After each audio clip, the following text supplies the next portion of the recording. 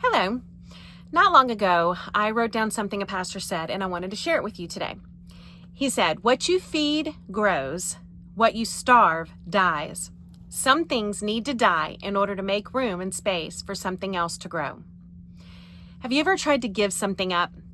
Maybe sugar or carbs, gluten, meat, dairy, alcohol, cigarettes, social media, gossiping, cussing. Yeah, I know most of those are related to food. That might be a little insight into my life, just so you know.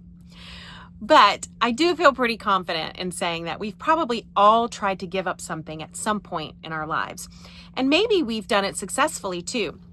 I know that for me, when I try to give something up, usually two things are the case. They're at work here. One, I'm usually giving something up for a specific reason.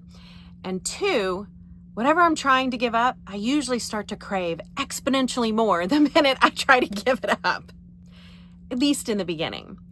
So when I try to give up chocolate or desserts, I automatically crave them more, and I want them more. Every night, I want a snack, a treat. When I try to give up bread, I'm thinking about it for every meal. All of a sudden, I want bread for every meal. And then the cravings start to subside a little. And then after a while, I don't even think about the bread, and I don't even miss it when I don't have it. Now, chances are, for me personally, if I go back and have some bread, I know that I'm probably going to have to break that cycle of craving again if I want to give it up again. Just a little taste of that bread, and that craving and that desire for it is back in full force. Now, I know I'm being a little bit lighthearted about the things that I'm talking about giving up, like desserts and bread. But there are definitely some weighty things that can take up residency in our lives. Things that can sneak up on us. Things that maybe we don't need to consider curtailing our appetite for them, but we actually need to cut them out and get rid of them altogether. We actually need to starve them because they move from occasional behaviors to habits. And then eventually they can turn into priorities.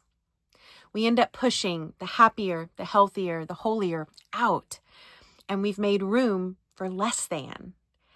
And then we justify it. So back to the quote, what you feed grows. We're all being fed something by someone, somewhere, at all times. So who are we listening to? What are we subscribing to?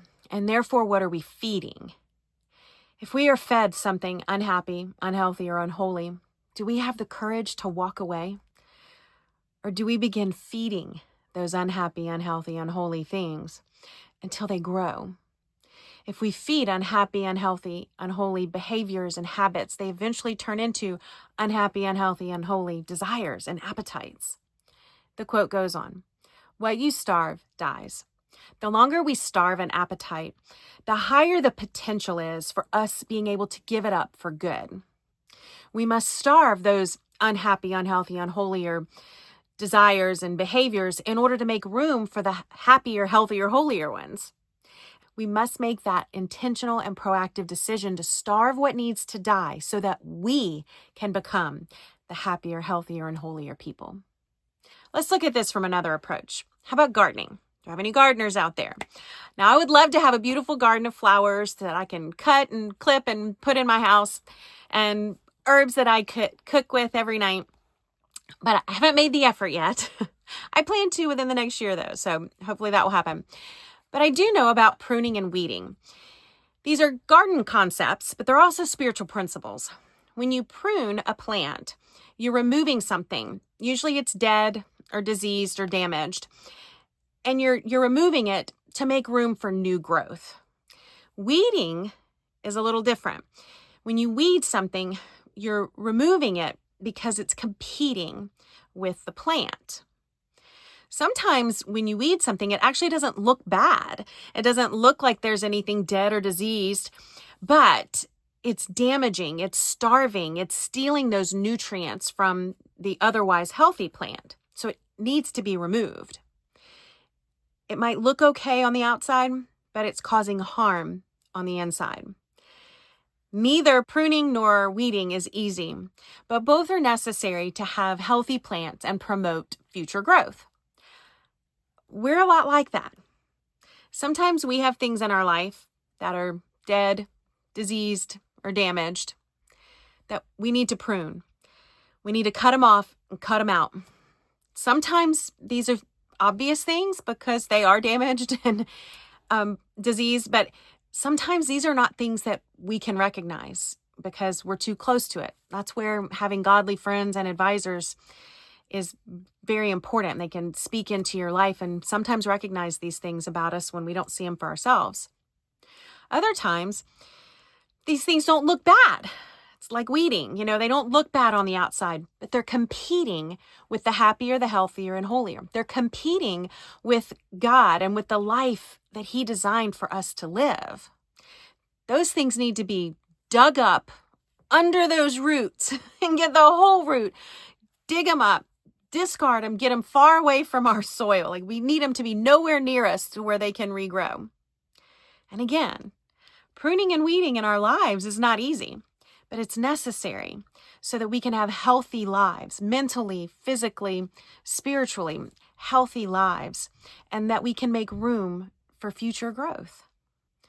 Is there something or some things that we have in our lives that might need to be pruned, weeded, or maybe even starved? We might need to take a long, hard look at our daily lives, where we spend our time and our money, what we focus on, and what we think about. What or who brings us fulfillment, comfort, significance? Where are we finding our identity? Maybe there are things in our life that don't seem bad initially. Maybe they're not causing harm immediately. Maybe they're even fun and exciting for a time. Or maybe there are things that we know are not good for us. They're not leading us anywhere good. But we've made excuses for them, and we've kept them in our lives. We've not been intentional to prune them, weed them, or even starve them. And now they've become appetites, or maybe even addictions. Now, I know those are hard questions, as always, right? But I'm asking myself these questions too. I know this is not easy, and I know it can actually be discouraging, but I'm still challenging us to do it because the rewards are so great.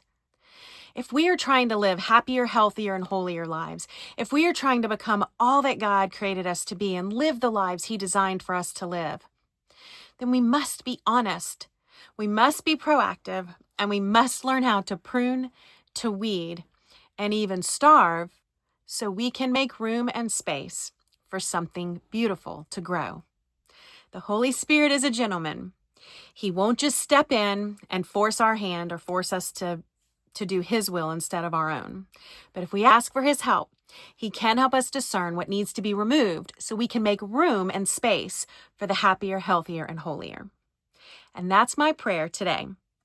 Honesty, humility, wisdom, discernment, and courage to prune, weed, and starve whatever is necessary in order to make space and room in our daily lives for Jesus.